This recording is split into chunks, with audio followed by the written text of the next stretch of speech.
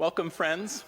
I'm John Sal. I'm the Director of Music Ministries here at Abington Presbyterian Church, and the Music at Abington series, which we are so grateful is a part of this congregation's outreach here near the end of our 48th season. Like all of you, this spring has been a series of unexpected challenges and trials to figure out in what kinds of way we could continue to maintain appropriate physical distance and the health and safety of the members of our orchestra and our choirs, of this congregation and of the community. We're grateful for all of those who are doing work that is critical and necessary to allow the health system to continue and to take care of those who are in duress right now. But we also are so grateful for beginning this tonight as a new way that we might connect with our audience members, with our players, with our friends and fans. We've also had several folks who have asked about, with some concern, whether, like lots of other arts organizations, the loss of these spring concerts, since our format is to live on the generosity both of our patrons and those who attend, will cause a financial hardship for the series. And I'm enormously grateful to say that the patrons who helped to support this season mean that we are in a position not to worry about the loss of these concerts as a loss of our income for this year, and still to be able to plan with some creativity for a season that we hope will begin with a combination of in-person and perhaps some additional live stream events next season. With all of those changes that are part of the way that we've been in this place and the way that we've made music, one of the hardest challenges in these recent months, and we know going ahead, will be the enormous joy of making music together and sharing music together, both as performers and as an audience. And so it was an enormous thrill for me a couple of weeks ago when we heard that Peter and Nick Hilliard would be not only willing but grateful for the opportunity to play a new piece and premiere it here, and also generous in sharing their time and this piece with all of you as our listeners. So if you are online with us and would like to share your comments or congratulations or your questions, we'll try to take a few of those at the end of the concerto as well. But before we do that, I'm really pleased to introduce Nick Hilliard, who is going to start our program tonight with the Prelude from the Bach Cello Suite in C major. And it will give us a chance for a little opening overture in a solo vein, which is just right for our physical distance for the audience tonight. But then we'll hear just a little bit from Nick about his playing and his playing in the orchestra, and a little bit about the premiere that you'll hear soon after. So welcome. I'm glad that you're here. I hope that you'll enjoy the music with me, and we look forward to sharing in this first time a live stream event and much more music together to come. Nick, welcome.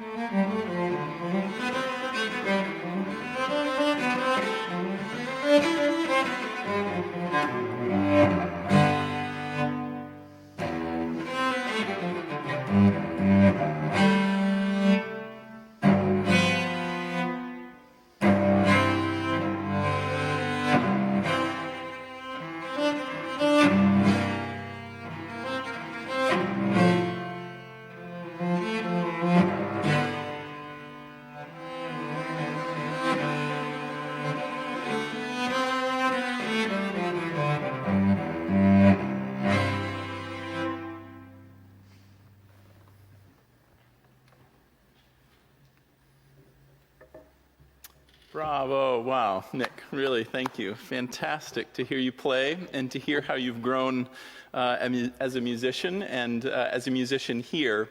So I can tell you already there are some folks noting that they're so glad to get a chance to hear you and to see you and to hear you play both of these pieces. Those include some of your friends from the orchestra, and I know family who aren't quite so nearby, but would make the trip if we were able to have an audience here in person.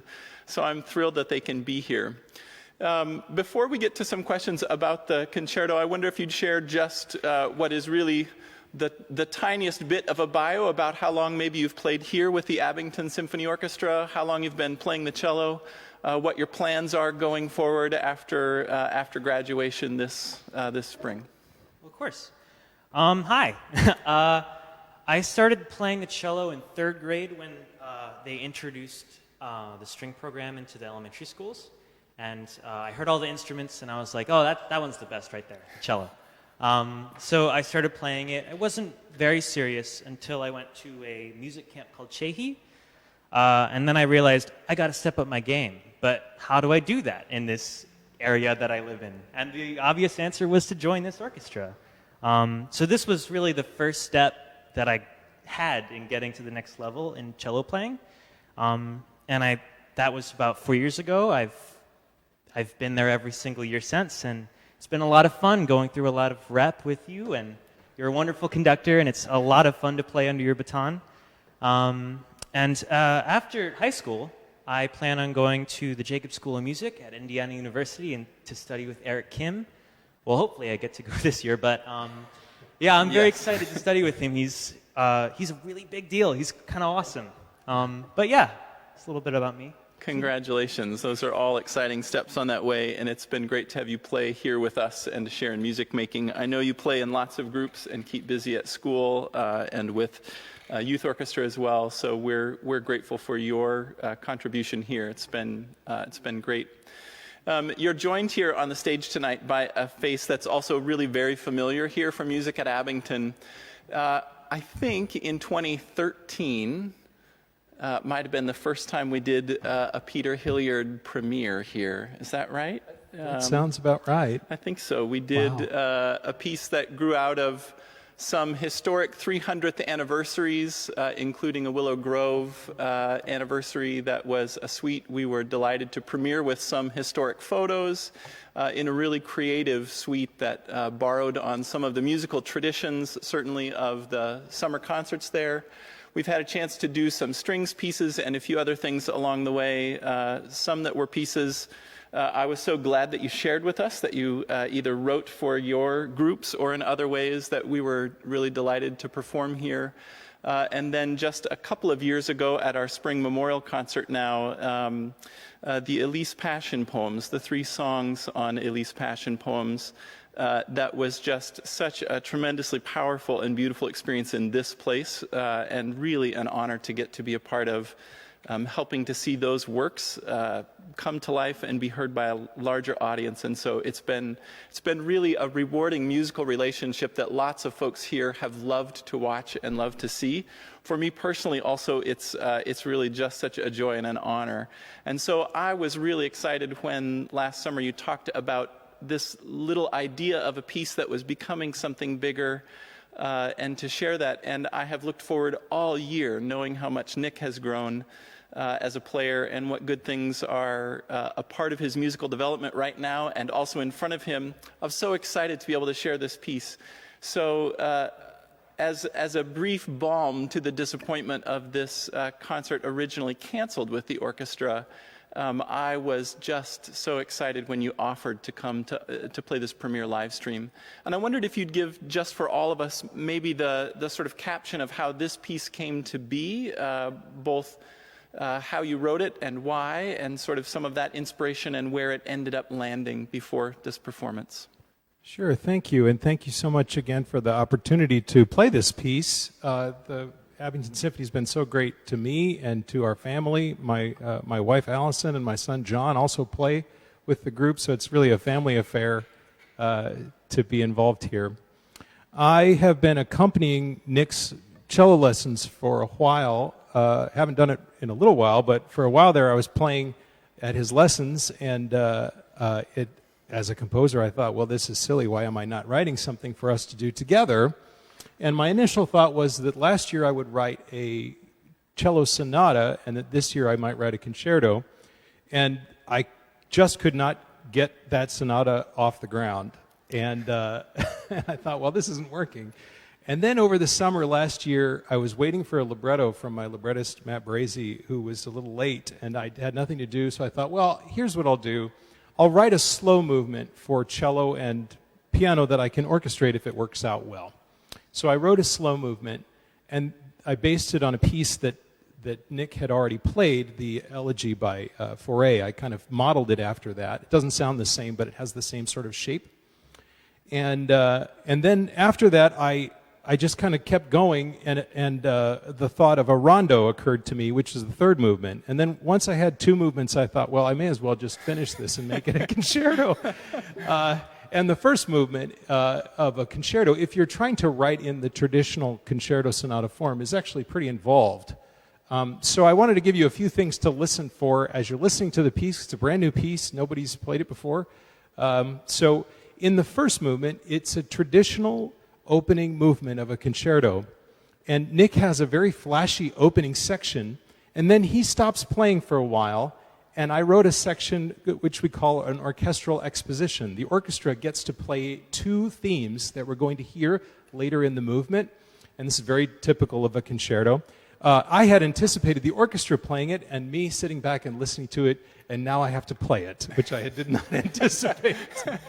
And then we have a section where Nick, as the cellist, gets a solo exposition. So he plays both of the themes that we've already heard the cello or the orchestra play, and then he gets one theme between the two that he adds that's an original theme that's just started in the cello.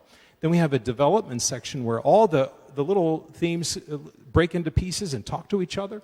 And then we have a recapitulation and a cadenza where Nick gets to show off a little bit, and then a big flashy finish. Very typical concerto opening. Second movement is slow and a little sad and beautiful and melancholy. Makes me think about lots of beautiful and sad things. It's particularly poignant, I think, in quarantine. We're all kind of thinking serious thoughts. But then the clouds part, and in the third movement, it's a rondo, which means there's a tune that comes back over and over again. And I stole part of this tune from Camille Saint-Saëns, who is a wonderful cello composer. I just borrowed. He wasn't using it, so I borrowed a little bit of a theme from him. And the subtitle, the subheading of the third movement is Chain Tail. So a chain tail is like, this is the house that Jack built, this is the tree. Every time you do it again, you add something. So Nick's theme starts in 2/4, and then the next time we hear it, it's in 3/4, and then it's in 4/4, and then it's in 5/4. And the other thing it's kind of a funny little movement, and at one point in the movement, Nick will play on the end pin, and it sounds humorous. It's okay if at home, as you're watching, you laugh, because it's supposed to be a little bit funny. And it ends with a big flashy finish. So those are some things that you can listen for as you're hearing the piece. Peter, perfect. Thank you. So if you want to make sure you mute that so we don't listen to your keys just banging along on the music rack there. Again, I just want to say a word of thanks both to Peter and to Nick for sharing this with us. It's really exciting to be a part of a premiere. I know you're here to hear the piece and not me, and so we're going to get right to music, but you're welcome to share either questions about the piece or comments. And at the end, in place of our real live in-person reception, we'll have a chance for those who want to stay around a few minutes after. We'll take a few questions from Peter or Nick as well.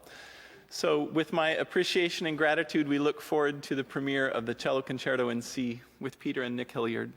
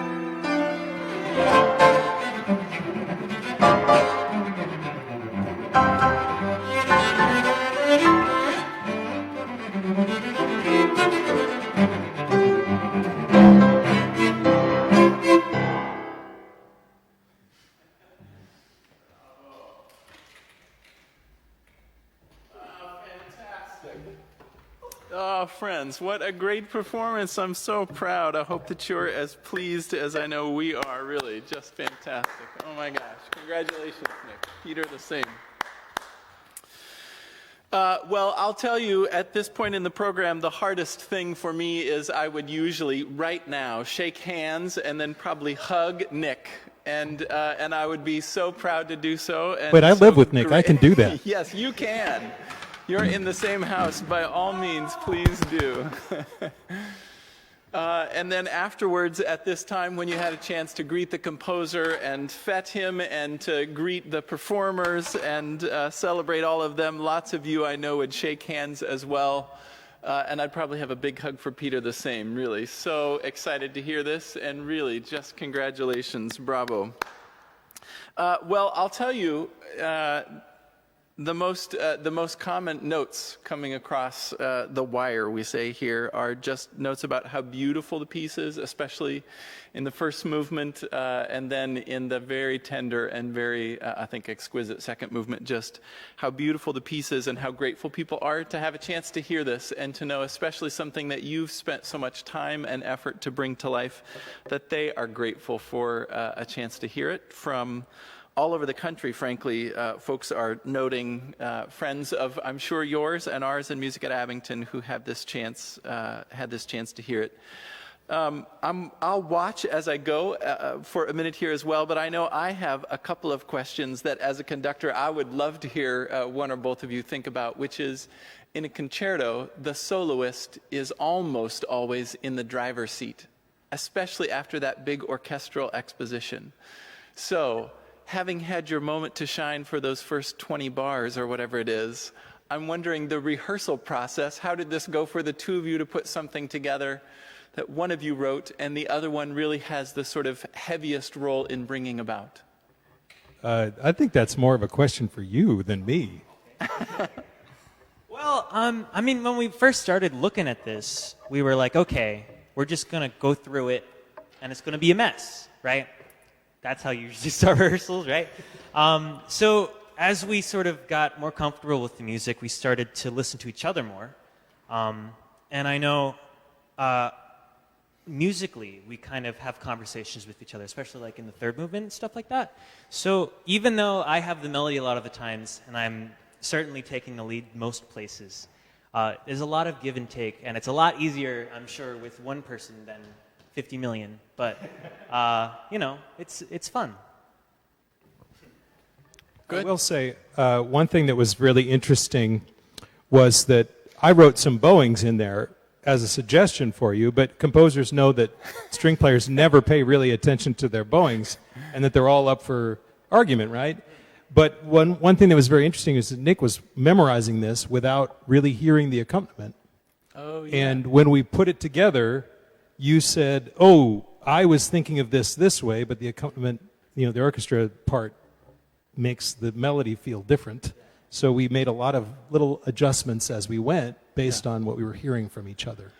It's fantastic at this stage, Nick, in your career to have that experience because, historically, this is how concertos almost always come into existence. There is some idea a composer has about that piece, maybe even writing it for someone that they know as a player, but then once that piece starts to come together, both of their ideas and inspiration end up affecting how the piece comes out. And so it's part of why I'm so excited that we've had the chance for you to play this and play it together here. It will help give an idea of the piece to you and to you when you play that with an orchestra at some point, and also to other players as well. And so that's very exciting. One of the questions that came up here that I think is a great one is, which artists has Nick found most inspirational for his playing? And that's a great sort of general question for you. That's a lot of answers. That's a lot of answers. Well, purely classical, I've been listening to a lot of different cellists lately. Starker has been, I've listened to him a couple times today, actually. Rostropovich, of course. Just really, I'm also finding a lot of new cellists. Like I found someone new playing Prokofiev today that I went, wow, their sound is awesome. There's a lot of different cellists that I'm discovering now, and I'm discovering that their technique and tone is just something really quite amazing. So it's not exactly one or two cellists that really inspire me. It's like finding that the cello community has reached this pinnacle kind of skill level that's kind of what I want to see in myself. Oh, fantastic. I have another question that comes from one of our longtime listeners that's for Peter. And it's sort of the opposite side of that question, which as a composer, the question is, when you're writing this piece, do you have the particular strengths that Nick has as a cellist in mind? Yes, and John, you and I had talked about you sitting in on violin lessons and how helpful it was to you. Playing the Brahms E minor with Nick, fumbling through the Brahms E minor with Nick, playing the Bach gamba suites. When you're in lessons with your son, you discover a lot of things that are easy, that sound impressive, that you should definitely do, and things that sound easy and are hard, which is what to avoid. Yeah. The composer's goal is to write something, ideally it sounds really awesomely hard and is very easy. I don't think this piece is easy. But yes, I was trying to write to Nick's strengths, and I think he showed that that's true. So I would bring our time here really sort of to a close with just a couple of additional comments that people are noting. One, how much they love the chance to see the two of you also premiere this, and a hope that it may work in our future for you to come back and play this with your friends in the ASO. I know many of them have said the same, that they're hoping to have a chance to read or to perform this with you, and I hope the same. I don't know when that will be, but I would love that chance, and we might still get an opportunity to do it. But what a memorable way for this piece also to sort of come to our Music at Abington listeners as two longtime friends and familiar faces here, and we're really grateful for that. And then many folks commenting not only how special it is to see the two of you perform it, but just their gratitude for your sharing this music in this way and in this format. It's one of the things right now that our committee is wrestling with going forward is as we look to even total limits on gatherings over the course of the summer and what we expect will be into the fall or through next year, that we are looking forward to and want and plan to have you here with us. But we're also seeking ways that for those who are unable to join us in person, whether that's by physical distancing requirements or audience cap limits or your own health or concern at some point, that you can join us in this way. And so I know there are lots of folks online right now doing the same, but I want to thank you again for this as a first outing. We're really so grateful and really looking forward to lots more music from both of you here at Music at Abington and in your future cello career, and we'll look forward to all of those chances. thank you so much. It's been just a delight and an honor. Thank you, and thank you for tuning in to Music at Abington. It's a wonderful part of our community. We have a very strong music community here in Abington, and this orchestra and this concert series is a big part of that. And it's wonderful that we can go strong, even though we're all in quarantine. That's a testament to the strength of our music community here. Thank you for tuning in. All right, thank you, friends. We'll look forward to seeing you the next time. Right now, we still have a program on the calendar for a silent movie with live organ accompaniment in June. We'll see if that's possible. We hope it will be. If technology allows, we may find a way to live stream that as well. So we wish you well. Stay in and stay safe, and we'll look forward to the next time we can be together with music here at Abington.